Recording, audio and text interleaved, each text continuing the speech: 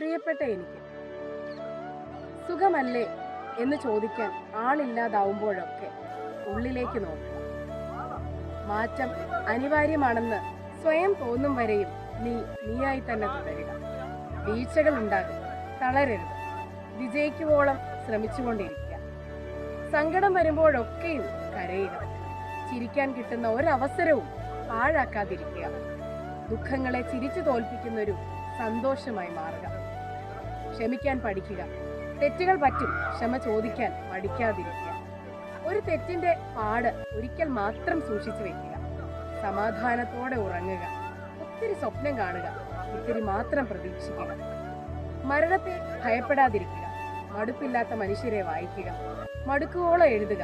സ്നേഹിക്കുക, സ്നേഹിക്കപ്പെടുക. ഒഴിഞ്ഞു പോകുന്നവരെ തടഞ്ഞു വയ്ക്കാതെ സ്നേഹപൂർവ്വം യാത്രയാക്കുക.